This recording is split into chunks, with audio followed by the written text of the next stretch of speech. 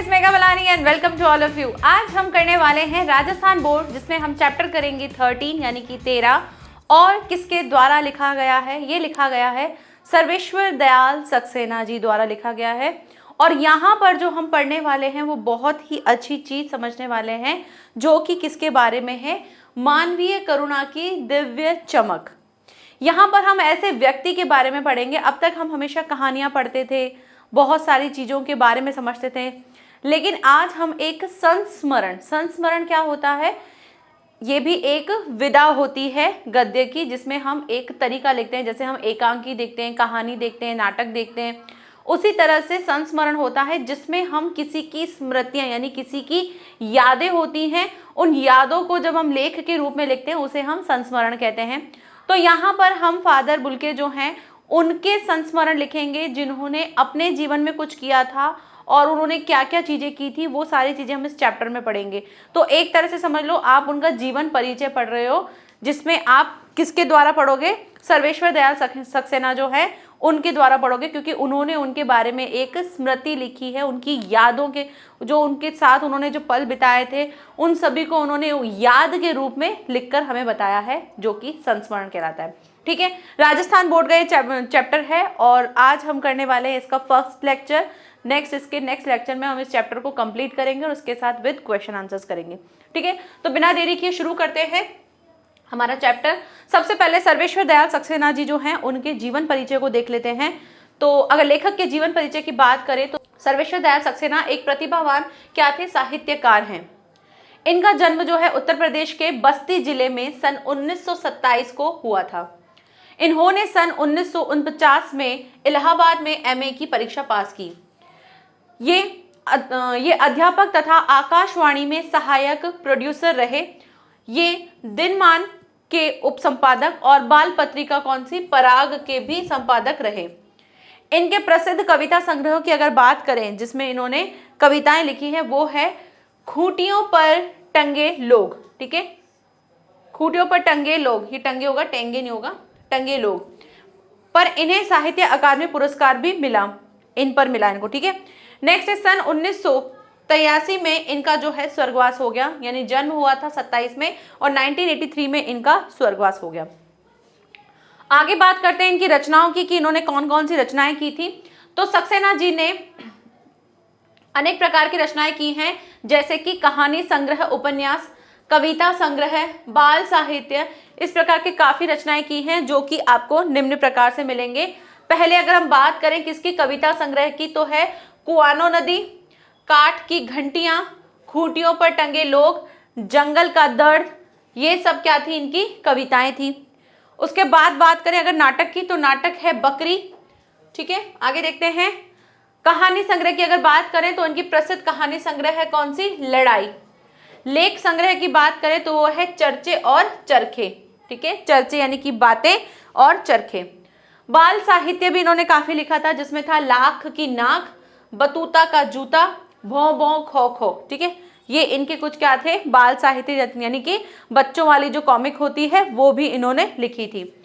भाषा शैली, इनकी भाषा शैली की अगर बात करें तो सर्वेश्वर दयाल सक्सेना की भाषा जो थी बिल्कुल सरल, सहज, व्यवहारिक, भावपूर्ण और प्रवाहमयी थी, बिल्कुल फ्लो के साथ ही। आप किसी भी भाषा की अगर भाषा शैली अगर आपको लिखने को मिलती है तो आप एग्जैक्टली यहाँ से जो है लाइंस को लिख सकते हो, क्योंकि मोस्टली आपको सहज, सरल, भावपूर्ण, व्यवहारिक ये सारे वर्ड्स मिलते हैं, तो आप ये लिख सकते हैं। इनकी भाषा में कलिष्टता रंच मात्र भी नहीं है, यानी कि इनकी भाषा आपको बिल्कुल भी इस तरह से नहीं दिखेगी कि भाई उसमें कुछ कॉन्फ्लिक्ट्स हैं, कुछ परेशानी आ रही है, इस तरह की चीजें नहीं दिखेंगी। मानवीय करुणा की दिव्य चमक। ठीक है, मानवीय करुणा की दिव्य चमक इनका क्या है, एक संस्मरण है, जो कि मैंने आपको बता ही दिया कि संस्मरण क्या होता है, जिसमें हम किसके बारे में पढ़ने वाले हैं, फादर कामिल बुल्के, ठीक है, से जुड़ी यादों का वर्णन समझेंगे कि उसमें उन्होंने क्या क्या अपनी यादें बताई हैं। उन यादों को जो है किन्होंने लिखा है, लेखक ने लिखकर बताया है, तो उसे हम संस्मरण कहते हैं कि किसी व्यक्ति ने अपनी यादों को बताया और उसकी यादों को कोई लेखक लिख रहा है, उसे हम संस्मरण कहते हैं। इस संस्मरण में लेखक ने फादर से जुड़े अंतरंग जो प्रसंग हैं उनको वर्णित किया है। एक स्थान पर लेखक जो है फादर की मृत्यु की ओर संकेत करते हुए कहते हैं कि फादर को जहरबाद से नहीं मरना चाहिए था, जिसकी रगों में दूसरों के लिए मिठास भरे अमृत के अतिरिक्त कुछ नहीं था, उसके लिए इस तरह का जहर जो है उसका विधान क्यों। लेखक ने अपने संस्मरण में तत्सम, विदेशी एवं देश शब्दों का प्रचुर मात्रा में प्रयोग किया है। यहाँ पर जिनके बारे में बात करी जा रही है फादर बुल्के के बारे में, उनका जो मृत्यु हुआ था वो जहर खाने से हुआ था, ऐसा इसमें बताया जा रहा है। अभी हम चैप्टर पढ़ेंगे तब हमको ज्यादा क्लियर होगा कि एग्जैक्टली क्या हुआ था। तो क्या कहा गया था कि भाई जहरबाद से नहीं मरना चाहिए, मतलब जहर से नहीं मरना चाहिए था। उनकी रगों मतलब उनके लिए तो क्या है, उनकी रगों में हमेशा मिठास थी, वो हमेशा मीठे थे, हर चीज में वो अच्छे स्वभाव के साथ अब लोगों से पेश आते थे, तो इस तरह से उनको नहीं मिलना चाहिए था। तो ये जहर का विधान क्यों, अब ये जहर वो खाने वाला जहर है या दूसरा जहर है, क्या है, ये हम चैप्टर में पढ़ेंगे, ठीक है। उसके बाद इन्होंने कहा है कि संस्मरण में हमको तत्सम, विदेशी और तद्भव शब्दों का समावेश मिलेगा। लेखक की भावपूर्ण शैली का एक उदाहरण जो है आप ये देखिए कि फादर को याद करना एक उदास शांत संगीत सुनने जैसा है, उनको देखना करुणा के निर्मल जल में स्नान करने के जैसा है, और उनसे बात करना कर्म के संकल्प से भरना है। तो यहाँ पर उनकी शैली देखो कैसी है, भावपूर्ण है। वो कैसे दिख रही है कि जब फादर बुल्के को अगर हम याद करते हैं तो ऐसा लगता है कि हम क्या कर रहे हैं, एक उदास संगीत सुन रहे हैं, यानी उनके जाने से वो जो उनकी जो कमी है वो हमको महसूस होती है, और वो चीज हमको कैसी लगती है, एक उदास संगीत लगता है। यानी जीवन में अब संगीत भी जो है उसके बिना कैसा लग रहा है, उदास सा लग रहा है। उनको देख करके क्या लगता है, करुणा आ जाती है कि भाई जब हम उनको देखते हैं तो हमको ऐसे लगता है कि जैसे किसी चीज का दुख हो और उससे हमारा दिल जो है बिल्कुल सॉफ्ट हो जाए, तो उनको देखने भर से ही हमारा जो दुख है वो बिल्कुल मतलब कम हो जाता है। उसके बाद उनके बात करने से उनके जो संकल्प हैं उनके बारे में हम बात करते, तो ये सारी चीजें क्या दिख रही हैं, एक भाव दिख रहा है, यानी भावपूर्ण शैली थी इनकी। अब बात करते हैं इनके पाठ में सार, यानी कि हम एग्जैक्टली समरी देख लेते हैं कि हम एग्जैक्टली क्या पढ़ने वाले हैं, उसके बाद लाइन टू लाइन हम चैप्टर को समझेंगे। पाठ का सार, मानवीय करुणा की दिव्य चमक, फादर कामिल बुल्के के बारे में लिखा गया क्या है, एक संस्मरण है। संस्मरण स्मृतियों से बनता है और स्मृतियां विश्वसनीय होनी चाहिए। संस्मरण क्या होता है, यादों से बनता है। जैसे एक इंसान अपनी बात जो है दूसरे को बता रहा है तो वो तो क्या हो गया, आत्मकथ्य हो गया कि वो अपनी बात बता रहा है। लेकिन किसी व्यक्ति ने अपनी यादों के बारे में बताया, और वो यादें कैसी होनी चाहिए, विश्वसनीय होनी चाहिए, यानी कि सही होनी चाहिए। ऐसे नहीं कि मन से कुछ भी मन गढ़ंत बोल दो। वो जिस व्यक्ति के बारे में, जिस व्यक्ति के लिए हम संस्मरण लिख रहे हैं, तो वो जिस व्यक्ति के लिए लिख रहे हैं उसको वो यादों में बताए कि मेरी यादों में मैंने ये चीजें ऐसे ऐसे था, और उसको फिर जब हम लिखते हैं वो कहलाता है संस्मरण। और उसके लिए क्या होना चाहिए, विश्वसनीय होनी चाहिए, वो यादें सही होनी चाहिए, काल्पनिक नहीं होनी चाहिए, मन से बनाई भी नहीं होनी चाहिए। फादर कामिल बुल्के का जन्म जो है बेल्जियम के रेम्स चैपल नगर में हुआ था। इस नगर को गिरजाघरों, पादरियों, धर्मगुरुओं का शहर कहा जाता है। फादर कामिल बुल्के जो थे वो एग्जैक्टली कहाँ रहते थे, वो बेल्जियम के थे, जहां पर रेम्स चैपल नगर था वहां रहते थे। और उस जगह को क्या कहा जाता है, पादरियों, गिरजाघरों यानी कि चर्च, वहां रहने वाले जो पादरी हैं वो और धर्म गुरु हैं, उन सभी का शहर कहा जाता है। इंजीनियरिंग के आखिरी साल की पढ़ाई करते समय फादर का जो मन है पादरी बनने को हुआ। उनको लगा कि मुझे क्या बनना है, पादरी बनना है। इसके बाद उन्होंने भारत को अपना कर्म क्षेत्र बनाया। ये कहाँ आ गए, भारत आ गए, और यहीं पर ही उन्होंने अपना आगे का कार्य किया, उसको अपना ही कर्म क्षेत्र बनाया। भारत आकर फादर बुल्के जो है पूरी तरह से भारतीयता के रंग में रंग गए थे। ये इंडिया आए और इंडिया आके इसी के रंग में रंग गए, जबकि ये कहाँ के थे, बेल्जियम के थे। ये सन्यासी का संकल्प लेकर सन्यासी तो बन गए, परंतु मन से सन्यासी नहीं बन सके। इनको था कि मुझे सन्यासी बनना है, लेकिन सन्यासी का संकल्प तो ले लिया, सोच तो लिया, लेकिन वैसा नहीं कर पाया। उनका मन वैसा नहीं था, खुद तो थे लेकिन मन वैसा नहीं था। उन्होंने लोगों से संबंध बनाए तथा उनका निर्वाह भी किया। उन्होंने लोगों से रिलेशन बनाए, जैसे नॉर्मल सांसारिक लोग बनाते हैं वैसे उन्होंने रिलेशन भी बनाए और उस चीज़ों के साथ रहे भी। फादर के मन में सभी के प्रति अपार करुणा थी, सबके लिए उनको बहुत प्यार था, बहुत करुणा थी। उन्होंने भारत के लोगों तथा हिंदी भाषा की अपार सेवा की। लेखक के फादर से अंतरंग संबंध थे। लेखक यानी कि सर्वेश्वर दयाल सक्सेना जो है, उनके साथ भी फादर बुल्के के बहुत अच्छे संबंध थे। लेखक का विश्वास है कि जब तक राम कथा रहेगी संत फादर बुल्के को भी बुलाया नहीं जा सकता। कहा उन्होंने कि जब तक इस धरती पर हम राम के बारे में पढ़ रहे हैं तब तक हम मतलब फादर बुल्के को भी नहीं भूल सकते, क्योंकि उन्होंने भी भारत के लिए बहुत कुछ किया है। ठीक है, तो ये था पाठ का सार। अब शुरू करते हैं लाइन टू लाइन हमारे चैप्टर को और समझते हैं कि चैप्टर में हम क्या समझ रहे हैं। फादर को जहरबाद से नहीं मरना चाहिए था, जिसकी रगों में दूसरों के लिए मिठास भरे अमृत के अतिरिक्त और कुछ नहीं था, उसके लिए इस जहर का विधान क्यों? यह सवाल किस ईश्वर से पूछे? प्रभु की आस्था ही जिसका अस्तित्व था, वह देह की इस यातना की परीक्षा उम्र की आखिरी दहरी पर क्यों दे? एक लंबी पादरी की सफेद चोगे से ढकी आकृति सामने है। गोरा रंग, सफेद झाई मारती भूरी दाढ़ी, नीली आंखें और बाहें खोल गले लगाने को आतुर, इतनी ममता, इतना अपनत्व इस साधु में अपने हर एक प्रियजन के लिए उमड़ता रहता है। यहाँ पर किसके बारे में बात की गई? यहाँ पर फादर बुल्के के बारे में बात की गई है कि वो किस तरह से दिखते थे। तो यहाँ पर लेखक जो है वो ये बता रहे हैं कि उनकी जो मृत्यु हुई वो जहरबाद खाने से हुई, जहरबाद से हुई। ऐसा नहीं होना चाहिए था, क्योंकि जिसकी रगों में क्या है? जिसकी रगों में हमेशा प्रेम मिलता है, अमृत जैसी उसकी वाणी है, उसके साथ ये सब चीजें होना ये कोई सही तरीका नहीं है। ये सवाल वो ईश्वर से पूछे, किससे पूछे? क्योंकि प्रभु की आस्था ही उनका अस्तित्व है, यानी वो सिर्फ प्रभु में ही आस्था रखते थे। तो ये सवाल मैं ईश्वर से पूछूं तो ज्यादा सही है, क्योंकि वही इस चीज को बता सकते हैं। उनकी देह की यातना की मतलब इस टाइम पर जो अंत में जब उनको जो मृत्यु हुई थी, उस तरह की ये जो यातना, इतनी पीड़ा जो है वो उनको अपनी जीवन की इस अंतिम दहरी पर क्यों मिले, ये सब चीजें जो है लेखक सोच रहे थे। अब आगे वो उनके बारे में बता रहे हैं कि वो कैसे दिखते थे। तो वो कुछ इस तरह से दिखते थे कि कैसे थे। यहाँ पे व्हाइट दाढ़ी है लेकिन होनी बुरी चाहिए थी, लेकिन अब मुझे पिक्चर मिली नहीं कोई, तो मैंने ये लगा दी। ठीक है, तो इस तरह से व्हाइट कलर का ड्रेस पहन रखा था, बड़ी सी दाढ़ी थी जो कि भूरे रंग की थी।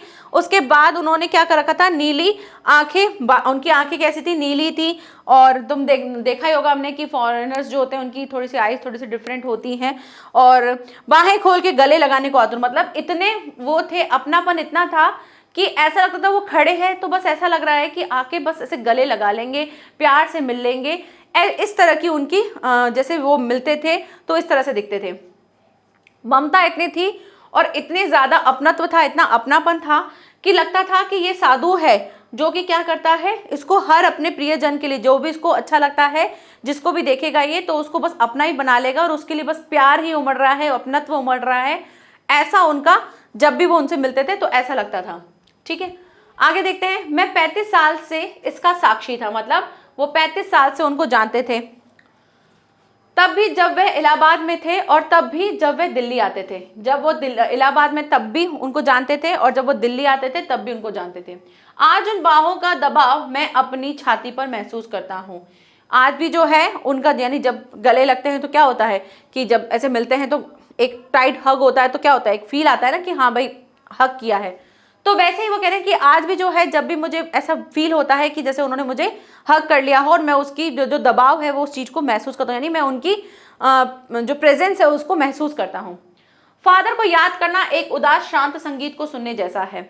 कि अब वो जो बात बता रहे हैं वो अपने संस्मरण में ये बता रहे हैं कि उनको याद करना मेरे लिए ऐसा है कि मैं एक क्या सुन रहा हूँ, एक शांत संगीत सुन रहा हूँ, क्योंकि उनके बिना सब कुछ कैसा हो गया है, शांत सा हो गया है। उनको देखना करुणा के निर्मल जल में स्नान करने जैसा है। अगर उनको हम देख लें तो उनके देखने मात्र से हमको ऐसा लगता है कि हमने क्या कर लिया है, उनको देखते ही जो उनकी करुणा वाला जो भाव है उससे ऐसा लगता है कि हम पूरी तरह से क्या हो गए हैं, नहा लिए हैं। यानी हमारे अंदर भी वो सारे भाव आ जाते हैं। होते हैं ना कुछ ऐसे पर्सन जिनको देखने भर से हमको अच्छा लगता है। हमारी लाइफ में कोई ना कोई ऐसा पर्सन होता है कि जब लगता है ना कि कहीं मन नहीं लग रहा है, कहीं कुछ अच्छा नहीं लग रहा है, एक ऐसा पर्सन होता है हमारी लाइफ में जिसके लिए हमको लगता है कि उसके साथ बैठ जाऊं या 5 मिनट से बात कर लूं तो मैं थोड़ा सा ठीक लगूंगा या मुझे बहुत अच्छा लगता है किसी को देख के। तो ऐसे ही उनको लगता था और उनसे बात करना कर्म के संकल्प से भरना था। और उनसे बात कर लो तो ऐसा लगता था कि जैसे वो बात करते तो ऐसा लगता था कि यार इन्होंने जो अपने लिए सोचा है उस चीज को वो कर रहे हैं, तो हमको भी उनको देख करके, उनकी बातें सुन करके हमको भी लगता है कि अरे नहीं, हमको भी वैसे ही करना है। ऐसा हमारी लाइफ में भी बहुत से लोग होते हैं जिनकी बातें सुनते तो हम चार्ज अप हो जाते हैं कि हाँ हमको भी ऐसा करना है, हमको भी ये करना है। तो ऐसे ही फादर बुल्के जो थे वो भी ये थे, जिसको लेखक जो है वो उनसे तरह से प्रभावित होते थे। मुझे परिमल के वे दिन याद आते हैं जब हम सब एक पारिवारिक रिश्ते में बंधे जैसे थे, जिसके बड़े फादर बुल्के थे। हमारे हंसी मजाक में वे निर्लिप्त शामिल रहते और हमारी गोष्ठियों में वे गंभीर बहस करते, हमारी रचनाओं पर बेबाक राय और सुझाव देते। अब वो बात कर रहे हैं परिमल के टाइम की, जब वो क्या बता रहे हैं कि हमारा तब हम कैसे थे, बिल्कुल फैमिली टर्म्स थे हमारे, हम पारिवारिक तरीके से रहते थे और हंसी मजाक भी करते थे तो वो भी उसमें शामिल हो जाते थे। और अगर हम कोई टॉपिक पे बहस करते, कोई टॉपिक पे बात करते थे या किसी चीज़ के लिए डिस्कस करते थे तो वो भी उस पर बहस करते थे। हमारी रचनाओं पर बेबाक राय, अगर हम कोई रचना करते थे, क्योंकि ये भी क्या थे, सर्वेश्वर दयाल सक्सेना भी क्या थे, एक लेखक थे, तो जब वो कोई रचना करते थे या कुछ लिखते थे तो उसमें वो अपनी राय देते थे, यानी कि बेबाक मतलब कि बिना ऐसे हिचकिचाए वो अपनी राय देते थे, अपना मशवरा देते थे। और हमारे घरों के किसी भी उत्सव और संस्कार में वे बड़े भाई और पुरोहित जैसे खड़े हो हमें अपने आशीषों से भर देते थे। और घर में कोई भी फंक्शन होता था तो एक बड़े भाई की तरह वो आते थे और आशीर्वाद देते थे और सारी चीज़ों को देखते थे।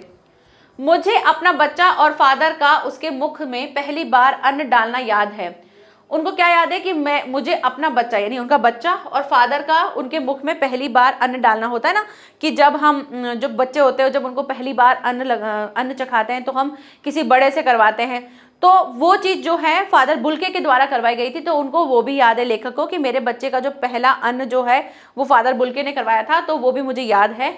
उनकी नीली आंखों की चमक में क्या था, ऐसा लगता था कि वात्सल्य यानी कि प्रेम, जो ममता है वो तैर रही है, जैसे किसी ऊंचाई पर देवदारों की छाया में खड़े हो। और ऐसा लगता था जैसे देवदार जो पेड़ है ना, वो क्या होता है, वो बहुत मतलब फैला हुआ होता है, उसकी छाया जो है वो सभी को शीतल कर देती है। तो ऐसे ही वो हमारे घर के लिए क्या थे, सबसे बड़े थे और ऐसा लगता था कि उनकी छत्र छाया में हम लोग क्या है, सभी लोग सुरक्षित हैं, सही हैं। तो वो इस तरह की ऊंचाई वाले देवदार वृक्ष की बात कर रहे हैं कि जहां पर हमको वो घर के सबसे बड़े जो हैं वो प्रतीत होते थे। कहाँ से शुरू करें, इलाहाबाद की सड़कों पर फादर की साइकिल चलती दिख रही है। वह हमारे पास आकर रुकती है, मुस्कुराते हुए उतरते हैं। देखिए देखिए मैंने उसे पढ़ लिया है और मैं कहना चाहता हूँ, उनको क्रोध में कभी नहीं देखा, आवेश में देखा है और ममता तथा प्यार में लबालब छलकता हुआ महसूस किया है। अब वो कह रहे हैं कि मैं कहाँ से शुरू करूँ ये बातें, कि मैं उनके बारे में जो बात बताना चाहता हूँ उसके लिए मैं कहाँ से शुरू करूँ। तो वो कह रहे हैं कि भाई जब इलाहाबाद की सड़कों पर मैंने फादर बुल्के जो हैं वो साइकिल चलाते दिख रहे थे और उस टाइम पर उन्होंने आके मेरे पास में आके साइकिल रोकी और मुस्कुराते हुए कहा, देखो देखो मैंने उसे पढ़ लिया है और ये कहना चाहते हो, इस तरह से कहा। तो उन्होंने जब ये चीज़ कही तो क्या कहना चाहते हैं वो, कि मैंने उन्हें कभी क्रोध में नहीं देखा, कभी मैंने उनको गुस्से में नहीं देखा। हाँ देखा तो कैसे देखा, या तो आवेश में देखा या फिर ममता और प्यार में भरे हुए देखा, कि या तो उनको ममता थी, प्यार थी, या तो आवेश था किसी चीज के लिए, बट उसके अलावा क्रोध में मैंने कभी उनको नहीं देखा। अक्सर उन्हें देखकर लगता है कि बेल्जियम में इंजीनियरिंग के अंतिम वर्ष में पहुंचकर उनके मन में सन्यासी बनने की इच्छा कैसे जाग गई, जबकि घर भरा पूरा था, 2 भाई, 1 बहन, माँ पिता सभी थे। फिर वो कहते हैं कि भाई मुझे ये लगता है कि भाई उन्होंने संन्यास क्यों लिया, भाई इंजीनियरिंग का लास्ट ईयर था तो शायद इसलिए वहाँ पर उस टाइम पे उनको लगा होगा कि भाई मुझे संन्यास ले लेना चाहिए। लेकिन अगर उन्हें संन्यास लेना था तो भाई संन्यास तब लिया जाता है जब अपन को लगता है कि यार हमारे आगे पीछे कोई है ही नहीं, चलो ठीक है अपन तो सन्यासी बन जाते हैं। लेकिन उनके घर में तो उनके माता पिता, बहन, भाई सभी थे, फिर उन्होंने इस तरह का संन्यास जो है वो क्यों लिया। अब वो क्वेश्चन करते हैं, ठीक है भाई, फादर बुल्के से जो उन्होंने क्वेश्चन किए थे उसके बारे में है। आपको अपने देश की याद आती है, ये किसने पूछा था, ये लेखक ने पूछा था, ठीक है। ये फादर बुल्के ने कहा मेरा देश तो भारत है, उन्होंने कहा नहीं मेरा तो भारत देश है, क्यों याद आएगी, जब यहाँ रह रहा हूं तो याद ही नहीं आनी चाहिए। तो उन्होंने कहा मैं जन्मभूमि की पूछ रहा हूं, मैं जन्मभूमि यानी जहां आपने जन्म लिया मैं उसकी बात कर रहा हूं। हाँ आती है, बहुत सुंदर है मेरी जन्मभूमि रैम्स चैपल। उसने कहा हाँ मुझे याद आती है, मेरी जन्मभूमि बहुत ही सुंदर है, बहुत ही अच्छी है और उसका नाम क्या है, रैम्स चैपल, यानी ये इनकी जन्मभूमि थी। घर में किसी की याद, भाई घर में किसकी याद आती है, तो उसने कहा मुझे किसकी याद आती है, मुझे माँ की याद आती है और बहुत याद आती है। तो इस तरह से उन्होंने प्रश्न किए थे। फिर अक्सर माँ की स्मृति में डूब जाते देखा है कि वो हमेशा अपनी माँ की यादों में खो जाते थे। उनकी माँ की चिट्ठियां अक्सर उनके पास आती थी। अपने अभिन्न मित्र डॉक्टर रघुवंश को वह उन चिट्ठियों को दिखाते थे। उनके फ्रेंड थे कौन, डॉक्टर रघुवंश, ठीक है। डॉक्टर रघुवंश को अपनी माँ की चिट्ठियां दिखाते थे। पिता और भाइयों के लिए बहुत लगाव मन में नहीं था, मतलब पापा से और अपने भाई से ज्यादा कनेक्टेड नहीं थे। पिता व्यवसायी थे, बिजनेसमैन थे, और एक भाई था वो भी क्या था, पादरी हो गया था। एक भाई जो था वो काम करता था, उसका परिवार यही था ना, उसका परिवार भी था। नेक्स्ट है बहन जो थी वो बहुत ही सख्त और जिद्दी थी, बहुत देर से उसने शादी की, मतलब बहुत टाइम के बाद उसने शादी की। फादर को एक आध बार उसकी शादी की चिंता व्यक्त करते उन दिनों देखा गया था। जो फादर थे यानी कि फादर बुल्के जो थे, उन्होंने अपनी बहन की शादी के लिए थोड़ी बहुत चिंता दिखाई थी। भारत में बस जाने के बाद 2 या 3 बार अपने परिवार से मिलने भारत से बेल्जियम गए थे। वो कितने बार गए थे? 2 से 3 बार ही वो बेल्जियम गए थे अपने परिवार से मिलने के लिए, अदरवाइज वो कहाँ रहते थे? भारत में ही रहते थे। लेकिन मैं तो सन्यासी हूँ, आप सब छोड़कर क्यों चले आए? लेकिन वो तो क्या थे, वो क्या बोलते हैं, मैं तो सन्यासी हूँ। अब क्वेश्चन किया लेखक ने कि आप सब कुछ छोड़ के क्यों आ गए हैं? प्रभु की इच्छा थी। वह बालकों की सी सरलता से मुस्कुराकर कहते, माँ ने बचपन में ही घोषित कर दिया था कि लड़का हाथ से गया, और सचमुच इंजीनियरिंग के अंतिम वर्ष की पढ़ाई छोड़ फादर बुल्के सन्यासी होने जब धर्मगुरु के पास गए और कहा कि मैं सन्यास लेना चाहता हूँ, तथा एक शर्त रखी, सन्यास लेते समय सन्यास चाहने वाला शर्त रख सकता है कि मैं भारत जाऊंगा। क्या बता रहे हैं कि उसने पूछा क्वेश्चन लेखक ने कि आपने सन्यास क्यों, आप सन्यासी क्यों बने? तो उन्होंने कहा सन्यासी, वो मुस्कुराते बोले कि प्रभु की इच्छा थी। फिर उन्होंने बोला कि मेरी माँ ने पहले ही कह दिया था, जब मैं बचपन में, उन्होंने पहले ही घोषित कर दिया था कि ये तो कुछ अलग ही निकलेगा, कुछ अलग ही लिंक से हटकर ही कुछ करेगा। फिर उन्होंने जब फादर बुल्के ने जब सन्यासी बनने का सोचा, तो सन्यास लेने गए तो वहां पर जो धर्मगुरु है ना, उन्होंने उनसे कहा कि जब जो भी सन्यास लेता है ना, तो उसको एक अपनी इच्छा करने की आज़ादी होती है कि जो भी वो चाहे। तो उन्होंने क्या बोला, उन्होंने एक शर्त रखी कि मुझे क्या करना है, मुझे तो भारत जाके बसना है, मैं वहीं जाके रहना चाहता हूँ। और ये चीज़ उन्होंने अपने धर्मगुरु से कही कि जब भी कोई सन्यासी बनता है तो उसके लिए एक शर्त होती है जो मान जाते हैं। भारत जाने की बात क्यों उठी नहीं जानता, बस मन में ये था। अब क्वेश्चन फिर से लेखक ने किया कि भारत आने की बात ही क्यों उठी, आप भारत ही क्यों जाना चाहते थे? तो उन्होंने बोला कि मुझे नहीं पता, बस मन में ये आया था और मैंने ये चीज कर दी। उनकी शर्त मान ली गई और वे भारत आ गए। सॉरी, ये वाली लाइन जो है ना, ये उनसे किन्होंने पूछी थी, उनके जो धर्मगुरु है उन्होंने पूछी थी कि भारत ही क्यों जाना है? तो उन्होंने बोला नहीं, बस मेरा मन है, मुझे नहीं पता क्यों जाना है, बस मेरा मन है इसलिए मैं जाना चाहता हूँ। उनकी शर्त मान ली गई और वे भारत आ गए। पहले जिसेट संघ में 2 साल पादरियों के बीच धर्माचार की पढ़ाई की। उसके लिए बेटा पढ़ाई होती है कि पढ़ाई करनी होती है आपको। अगर आप किसी को ज्ञान देना चाहते हो या किसी चीज को, किसी पद को संभालना चाहते हो, तो आपको जैसे बाकी चीजों के लिए पढ़ाई करनी होती है, वैसे ही उसके लिए भी आपको शिक्षा लेनी होती है। तो उन्होंने कहा जिसेट संघ में 2 साल तक उन्होंने पादरियों के बीच क्या किया, धर्माचार किया, उसकी पढ़ाई की। फिर 9-10 वर्ष वो दार्जिलिंग में पढ़ते रहे, वहां पर उन्होंने पढ़ाई की। कलकत्ता, जिसे कोलकाता कहते हैं, वहां से उन्होंने बीए किया और फिर इलाहाबाद से एमए। उन दिनों डॉक्टर धीरेन्द्र वर्मा हिंदी विभाग के अध्यक्ष थे। ठीक है, डॉक्टर धीरेन्द्र वर्मा जो थे हिंदी विभाग के अध्यक्ष थे। शोध प्रबंध प्रयाग विश्वविद्यालय के हिंदी विभाग में रहकर उन्होंने 1950 में पूरा किया। रामकथा, उत्पत्ति और विकास, परिमल में उसके अध्याय पढ़े गए थे। अब इन्होंने यहाँ पे बताया है कि वो कैसे उन्होंने किस तरह से उन्होंने अध्याय किया था। तो सबसे पहले 2 साल वो पादरियों के बीच धर्माचार किया था, उसके बाद वो 10 साल के लिए दार्जिलिंग चले गए थे, उसके बाद वो बीए करने के लिए कलकत्ता गए, फिर इलाहाबाद से उन्होंने एमए किया। डॉक्टर धीरेन्द्र वर्मा जो थे वहाँ के हिंदी के अध्यक्ष थे। शोध प्रबंध में उन्होंने प्रयाग विश्वविद्यालय से किया, जो कि उन्होंने 1950 में किया। फिर रामकथा यानी कि उत्पत्ति और विकास जो है वो, और परिमल, उनमें उनके क्या मिलते हैं, आपको अध्याय पढ़ने को मिलेंगे। फादर ने मातरलिंक के प्रसिद्ध नाटक ब्लू बर्ड का भी रूपांतरण किया। ये क्वेश्चन आ सकता है कि उन्होंने क्या क्या किया भारत के लेखन कार्य में, उन्होंने क्या क्या योगदान दिया, तो वो सब आप बता सकते हैं कि क्या क्या था। कि रामकथा, उत्पत्ति और विकास, परिमल, इनमें उनके अध्याय पढ़ने को मिलते हैं। और मातरलिंक के प्रसिद्ध नाटक ब्लू बर्ड जो है उनमें भी उन्होंने उसका रूपांतरण किया। नील पंछी के नाम से, किस नाम से किया? नील पंछी के नाम से किया। ब्लू बर्ड जो है उसको उन्होंने नील पंछी के नाम से रूपांतरण किया। बाद में वे सेंट जेवियर्स कॉलेज में रांची में हिंदी तथा संस्कृत विभाग के विभागाध्यक्ष भी हो गए। और यही उन्होंने अपना प्रसिद्ध अंग्रेजी हिंदी कोश तैयार किया, मतलब वो डिक्शनरी होती है ना, वो उन्होंने तैयार की। और बाइबल का अनुवाद भी किया वहीं पर ही। और वहीं बीमार पड़े, फिर पटना आ गए, दिल्ली आए और चले, और 47 वर्ष तक जो है देश में रहकर 73 वर्ष की जिंदगी जीकर, इसके बाद उन्होंने बताया कि वो दिल्ली आते थे, इलाहाबाद आते थे, इस तरह से वो आते जाते रहते थे। फादर बुल्के जो थे संकल्प से सन्यासी थे, उन्होंने संकल्प तो लिया था सन्यासी का कि मैं सन्यासी बनकर जीऊंगा, लेकिन कभी कभी लगता है कि वे मन से सन्यासी नहीं थे। उनको देखकर तो लगता था कि हाँ वो उन्होंने संकल्प जो लिया था उससे तो लगता था वो सन्यासी हैं, लेकिन वो दिल से मन से जो थे वो सन्यासी नहीं थे। रिश्ता बनाते थे तो तोड़ते नहीं थे, अगर किसी से रिश्ता बना लेते थे तो उसको तोड़ते नहीं थे, उसको निभाते थे। दसियों साल बाद मिलने के बाद भी उसकी गंध जो है महसूस होती है, मतलब ऐसा वो इसलिए लगता था क्योंकि चाहे उनसे 10 साल बाद भी मिलो तो भी उनको मिलते ही उनके साथ वही चीज फील होती थी जैसे कि पहली बार मिले थे या जब से उनकी दोस्ती थी तब से मिले थे। हमारे साथ भी ऐसा होता है, जब कोई फ्रेंड हमसे थोड़ा टाइम के लिए दूर चला जाता है तो हमको जब वो फिर वापस मिलता है तो हम थोड़े जजमेंटल हो जाते हैं कि है ना ये तो पहले जैसा नहीं रहा, अब तो वैसे नहीं है ये वो। लेकिन जहां दोस्ती लगती है, जहां पहले वाली दोस्ती होती है वैसी की वैसी होती है, तो वहां कई बार ऐसा होता है कि सालों साल मिलने के बाद हम वैसे ही बिहेव करते हैं जैसे कि अभी अभी कल ही तो मिले थे, ऐसे लगते हैं। तो ऐसा होता है, जिसकी बिल्कुल पक्की वाली दोस्ती होती है वो ऐसी होती है।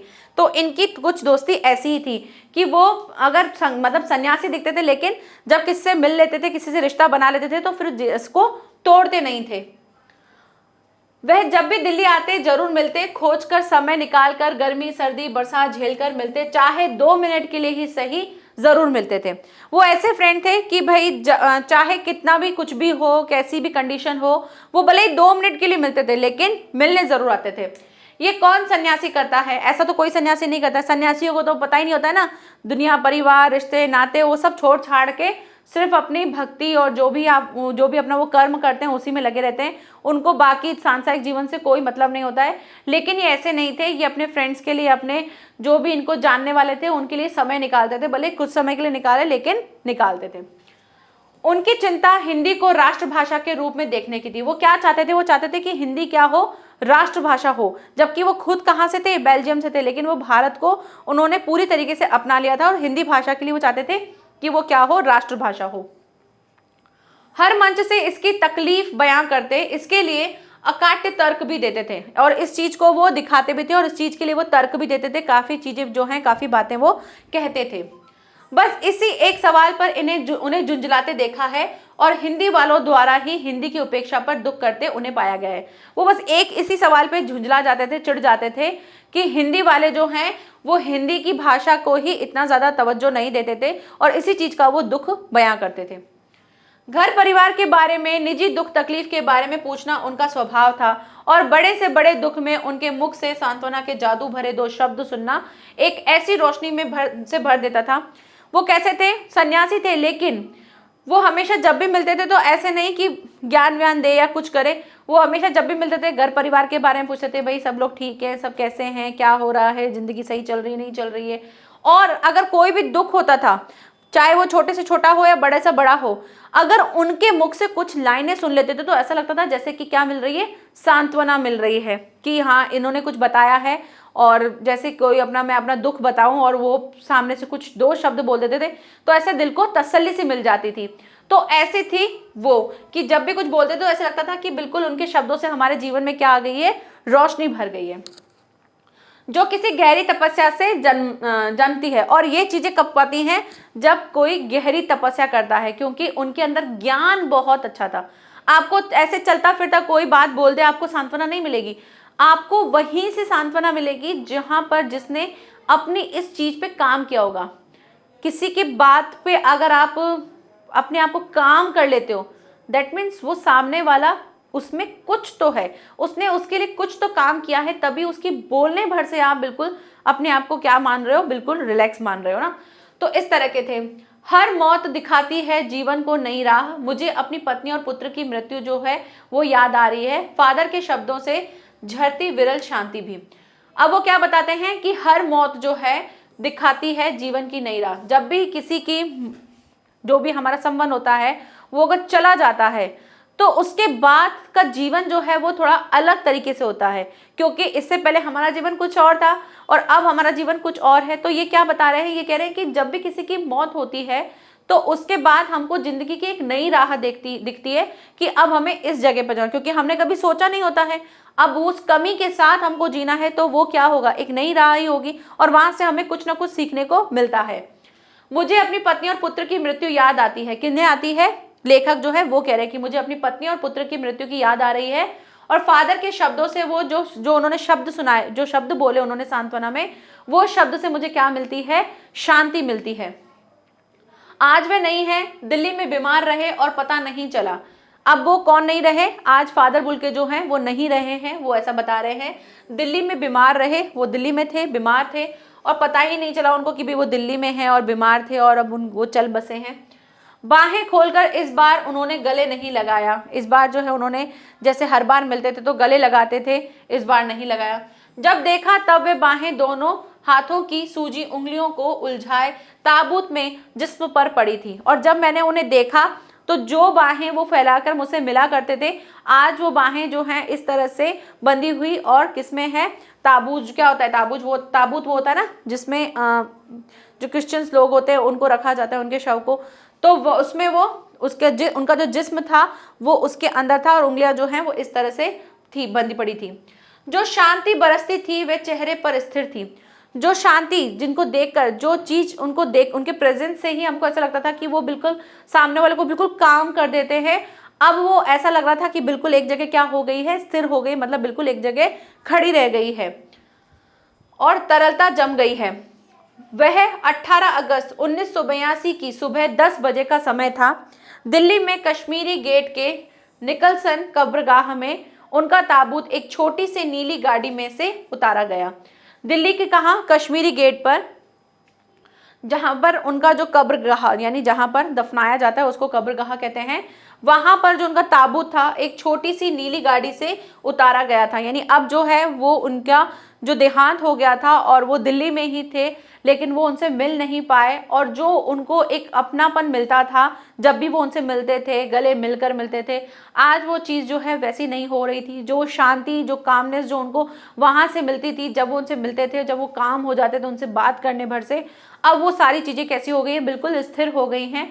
और उनका जो मतलब जो उनकी सुबह टाइम भी लिखा हुआ है, तो आप ये टाइम भी जरूर ध्यान रखना। 18 अगस्त 1982 की सुबह 10 बजे का समय था और उस समय पर उनके ताबूत को कब्रगाह में लेकर आया गया था। कौन से वाले? कश्मीरी गेट पे, जो कि दिल्ली में है, एक छोटी सी नीली गाड़ी से उतारा गया था। ठीक है, तो यहाँ पर ये चैप्टर जो है अभी कंप्लीट नहीं हुआ है। इस चैप्टर को हम कंप्लीट करेंगे नेक्स्ट लेक्चर में और देखेंगे कि इसमें और लेखक ने इसके बारे में और क्या क्या बताया है, प्लस इसके क्वेश्चन आंसर जो हैं उनको भी डिस्कस करेंगे।